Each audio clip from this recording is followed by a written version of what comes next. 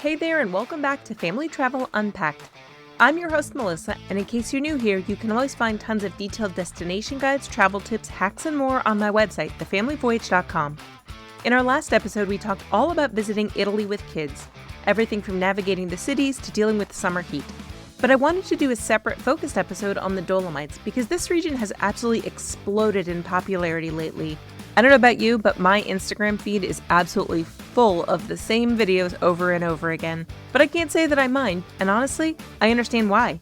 It's stunning, it's different from anywhere else in Italy, and it can be absolutely fantastic for families if you plan it right. We visited the Dolomites in July as part of our Northern Italy trip last summer. Our son was 14 and our daughter was 11. In our planning and our travels, I learned a lot about what works and what doesn't when you're visiting the area with kids. So today I'm going to walk you through the highlights, the logistics, and most importantly, help you figure out if the Dolomites should be on your family's Italy itinerary. So first let's talk about what the Dolomites actually are. These are dramatic, jagged mountain peaks in northeastern Italy. They're part of the Italian Alps, but they have a really distinctive look. The rock formations are just incredible, and UNESCO designated the whole area as a World Heritage Site. The scenery is completely different from the rest of Italy. You're trading in Renaissance architecture and gelato shops for alpine meadows and cable cars. The region's also unique from a cultural perspective. It was part of Austria until after World War I, so there's a strong German-Austrian influence. Most people speak German as their primary language. The food is definitely more Austrian, especially in the east, and the architecture feels more alpine than Italian. It's an interesting blend. In terms of family friendliness, I think this is where the Dolomites really shine. A lot of the hiking areas can be accessed by gondolas or ski lifts, which saves you from pushing your kids up the steepest climbs and lets your family save their energy for enjoying the beautiful scenery when you're hiking around closer to the top. And most of the hikes have these mountain huts called refugios. They're perfect places to stop for a snack or a coffee, and a lot of times they have playgrounds to let the kids have fun and farm animals that you can pet. When you're planning a Dolomites trip, you need to think about where you'll stay. The region's pretty spread out, and different areas give you access to different attractions and hikes. We split our time between two bases, which wasn't our initial plan. First, we stayed in Val Gardena at the Antares residences, which we really liked. Val Gardena is a beautiful valley, and from there you have easy access to some of the best family-friendly spots, particularly Seceda and Alpe de Siusi, which I'll talk about in more detail in a minute. Then we moved on to the Dobbiaco area to be closer to Cime de Lavaredo, which is probably the most famous site in the Dolomites. I'm not going to recommend our specific hotel there because honestly, the hospitality was really cold and unfriendly, very un-Italian, and we just didn't enjoy it. But Dobbiaco is a great base if Cime is high on your priority list. Other popular bases in the region include Cortina d'Ampezzo, which is going to be hosting the Olympics any minute now, and Bolzano, which is the largest city in the region. But I wouldn't personally stay in those cities. They aren't as convenient for outdoor activities, and you lose a lot of that mountain charm. Also, they both have ZTLs. I talked about this in the last episode, so definitely go back and take a listen. But basically that means that if you're staying in the center, you'll have to park your car in a garage somewhere else and then walk to go get the car when you're ready to start your day. In my opinion, that's a real inconvenience when you're trying to hit the trail early. Now let's talk logistics. Our family drove from Bologna up to Val Gardena, then over to Dobbiaco, and finally down to Venice. I need to be really honest about the driving in the area because this is important. The mountain roads in the Dolomites are narrow and winding. If you get carsick easily or if you're anxious about mountain driving, that could be very challenging. It definitely was for me, even from the passenger seat. It's not dangerous if you're a confident driver, but it's definitely not like cruising on a highway. The worst part for me was definitely crossing between the western and eastern sides of the Dolomites, and thankfully we only had to do it once because we had two different bases. If we go back again, we'll probably just visit one side at a time to avoid that crossing for the sake of my own mental health. Aside from that, here's a really important tip that I learned the hard way. When you're using a GPS or a navigation app, don't just enter the name of the town or the hike as your destination. Enter the specific trailhead or lift entrance. The Dolomites have a lot of tiny villages and winding roads, and some of them aren't actually accessible to cars. Be specific with your GPS and you'll save yourself tons of stress. Over on the Family Voyage, I wrote an entire article about the mistakes that we made in the Dolomites so that you can hopefully avoid them. Be sure to go and have a read because I've got a few specific stories that highlight just how annoying these little things can get. Okay, now let's get to the actual experiences. I'm going to start with two that I think are absolute must-dos for families. Seceda and Alpe di Siusi. Both of these are accessed by cable cars from Ortisei, which is in Val Gardena, and that's why staying in that area is so convenient. You can actually walk between the two lifts, so that's really easy. Seceda is just spectacular. You take the cable car up from Ortisei, and when you get to the top, you're looking at these iconic, dramatic peaks. The kind of views that don't even look real, they look like they must be from a postcard. The Seceda ridgeline is one of the most photographed spots in the Dolomites, and when you see it in person, you totally understand why. Now, the great thing about Seceda for families is that once you get up there on the cable car, the terrain is really manageable if that's what you want it to be. You don't have to do a grueling hike to see the most epic scenery. You can just walk along the ridge and take in the views without it being too demanding, and then walk back and take the lift down. If you prefer a more challenging hike, which we did, you can head down the valley next to the Seceda Ridge, where all of the little refugios are. You can grab a bite to eat or a coffee, and then take the much longer hike to the Kohlreiser lift. It eventually drops you in the town of Santa Cristina, and then you can take the bus back to Ortisei. Alpe di Siusi is equally amazing, but in a different way. It's Europe's largest alpine meadow. It's just this vast, beautiful rolling plateau surrounded by mountain peaks. You take a different cable car up from Ortisei, and once you're there, it feels like you're in the Sound of Music or something. There are tons of different walking paths and refugios depending on what distance you want to tackle. The views are incredible, and it's just really peaceful and beautiful. We went there after the Seceda, so we got gorgeous afternoon light, which made it feel so magical. Both Seceda and Alpe di Siusi are perfect for families because you get that wow factor of the Dolomites scenery without any of the physical difficulty if that's what you want.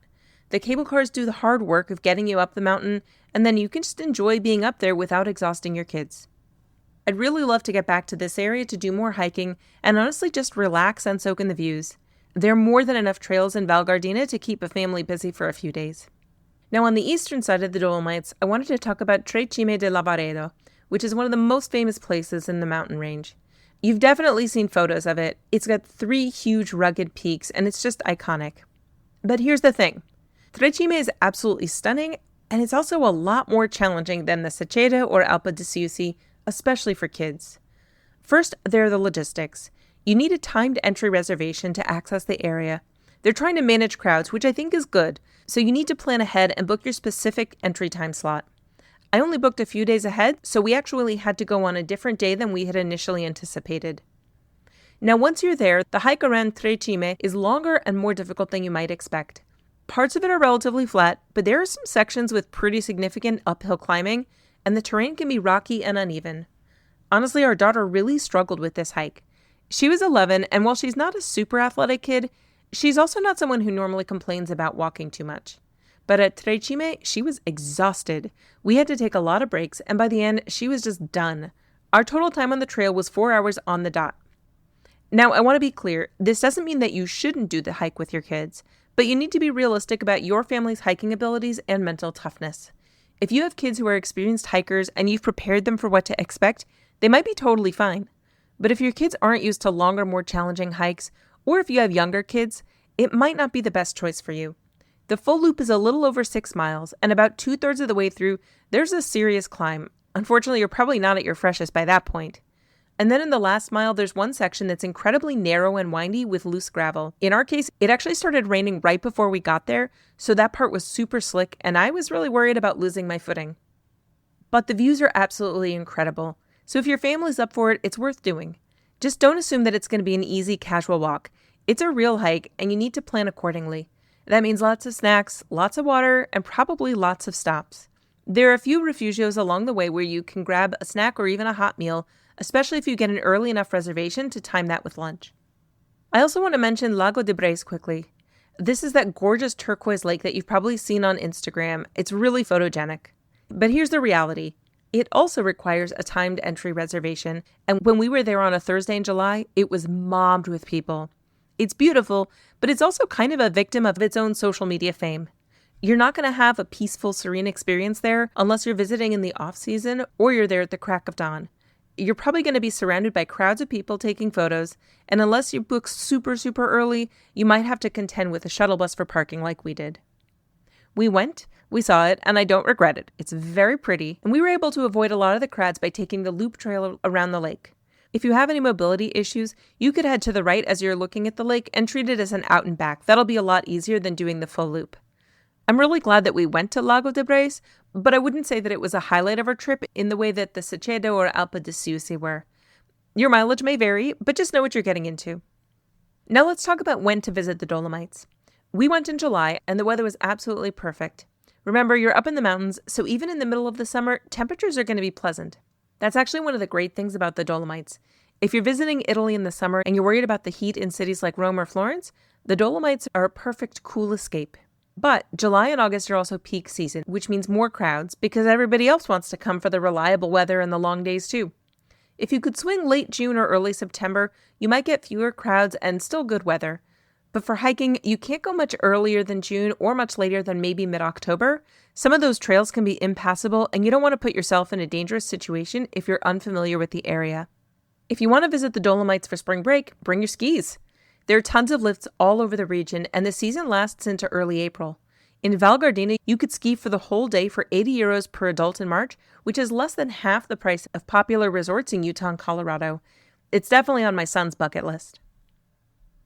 So here's the bottom line. Should you include the Dolomites in your Italy itinerary? If your family loves outdoor experiences and mountain scenery, absolutely. If you want something different from the typical Italy trip of cities and beaches, yes. If you want cooler weather in the summer, heck yeah.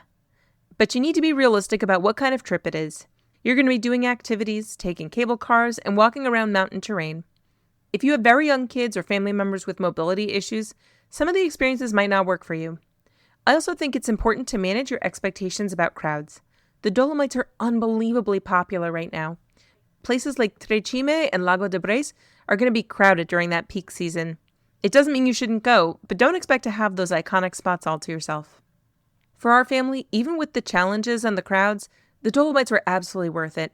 Standing at the Seceda and looking at those incredible peaks, walking through the alpine meadow at Alpe de Siusi, those are experiences we'll remember forever. The scenery is just that spectacular. If you want more detailed information about visiting the Dolomites, including specific logistics, packing tips, and mistakes to avoid, head over to thefamilyvoyage.com and click on the Italy section. I have a somewhat hilarious list of my worst mistakes and also a detailed guide to visiting the Dolomites with kids. There are tons of photos so you can see exactly what to expect, and I have details on all the different trails that we did. And if you're planning a trip to Italy with kids more broadly, definitely go back and listen to the previous episode where I covered everything from Rome to Venice to dealing with the summer heat. Thanks so much for listening to Family Travel Unpacked. If you found this helpful, I'd love it if you'd leave a rating or review wherever you're listening. It really helps other families find the show. And if you have any questions about the Dolomites or other destinations, you can always reach out through my website. Just drop a comment on any of the articles you read. Until next time, happy travels!